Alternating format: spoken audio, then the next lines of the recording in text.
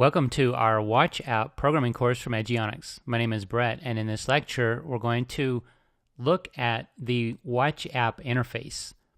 So I'm in Xcode, and this is the project that we created earlier.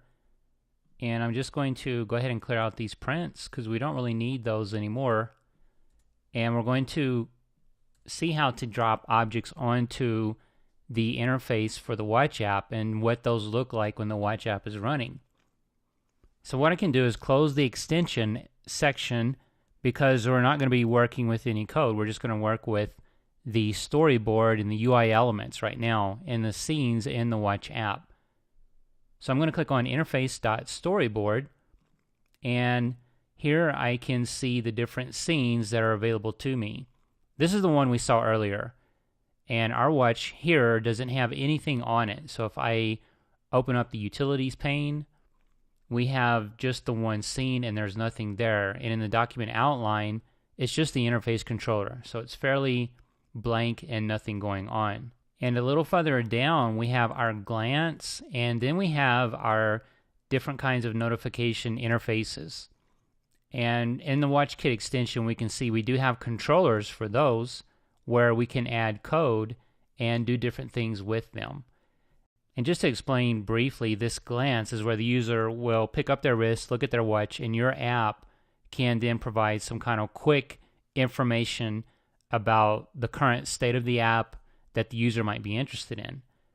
Notifications are similar to the kinds of notifications that are on an iOS app, where it will display some kind of message and maybe the app is running in the background, or you might just be in a different app and this notification will come from another app. That's the same kind of thing here with what's going on with these static and dynamic notifications. So we're going to look at this interface here, and then I'm going to go back to our Watch app and go with the 42 millimeter, and we can go ahead and run this now and see what this looks like again. So here's the watch with no apps running. And now our app is starting. This is our app. And if I click on, you can see here, it's mimicking exactly the interface we have here. And this piece up here, it's kind of like the status bar on the iPhone, so it's not something we're going to control. And if I go back to the simulator for the watch, I can get out of this. So I'll click Hardware, Home, and go back here to the interface for the watch. So this is just the clock that the user is going to see. And if I click Home again, we'll go to our different apps. And I can scroll through these, and they'll get bigger as they come to the middle. So here's ours. I can click it, launch it. Now we're back in our app. As well with the simulator, I'm going to go back to Home. We have some options here. So I can click Home again, and that brings us back into the watch. And on this interface in the simulator, I can click and drag up, and I get this menu here. And then if I click to the side, because I've got these two dots down here, this is a page view. I've got another scene here, and I can scroll back. Then I can just click and swipe down, and I'm back in this view. So that is the running app. Now let's make this a little bit more interesting by adding something to our scene. So I'm going to search for label. And I'm just going to bring this label up and drag it. You can see everything here is highlighted in blue. There's this outline. So if I drop it, then our label is set over here to the edge. In our attribute inspector, over here on the side, I can do some adjusting to the size of this. Right now, the width is size to fit content. Basically, that means whatever text I have in this label is how big that label is going to be. So if I change this to something, this is our app. So I've got different text here. I'll hit enter. You can see here it's resizing out to fit whatever the size is. If I go back down to the bottom here, there's a few other things I can do. I can do a fixed width, in which I can size this all the way to the edge. And now if I run the app again, we're going to be stuck at that size. And if our text were to go off to the edge, we would get the ellipse. So that's what our app looks like. Now, I'm going to go ahead and stop this. So let's say that I want two different buttons and I'll search for buttons. I'll drag this button here and you can see what's happening now. I've got this blue line underneath the label and I'll drop my button. It's the total width. The reason this is happening is because it's automatically snapping these controls onto the scene and it's using a flow layout. That's why when I drop something onto the scene, it doesn't just drop where I want it. It kind of snaps to a particular location and these objects are going to fit against each other.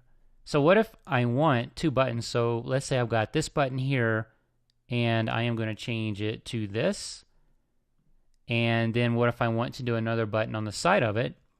Well, you can see I'm getting this blue line below that button and now I'm there underneath it. But I want these two next to each other. How do I accomplish that? So if I drag this button up, it's just going to flip back and forth. I can even go to the top and it's going to be up there. But I'm not getting the particular effect that I want. So to accomplish that, what I need to do is use a group. And if I search down here for group, this is it here. It's basically this container. I'm going to drag it. Notice it's going to go below the buttons. Let's run this right now and see what it looks like. So our app is going to start, and here we are. Notice the group, there's nothing there, and then our buttons are exactly as we have them placed here. All right, so I'm going to go back into our app. We're going to take care of getting these two buttons next to each other. What we need to do is take these, drag them into the group. So there's one button, and I'll just drag here. Notice now the blue bar is vertical, and it's next to my button. That's only happening because of the group. But obviously I've got a problem here. This is not going to display in the app. So what I can do is highlight this particular button. If I scroll down, I've got a width. So it's relative to container. This number 1 means 100% of the scene. In this case, I actually want that to be 0.5. And now our other button is starting to come into view. We're going to make it 0.5 as well. So they're both 50% or both half of the scene. Actually, to be more specific, they're half of the group container. If I open up my document outline, here's the group. And the group is right now 100% of the container. And if I run this app, we'll see there's a different outcome at this point. Now we have the effect we want. Almost, because notice that our buttons are pointing the wrong way. We can easily fix that. So I'm going to take this button and just drag it over. Notice the blue line on the edge, and I'll let go. Now they're fixed, and if I run that, we should have the correct order at this point. And we do. Next, we're going to look at a few more different UI elements and drop those onto our scene and see what those look like when the app runs.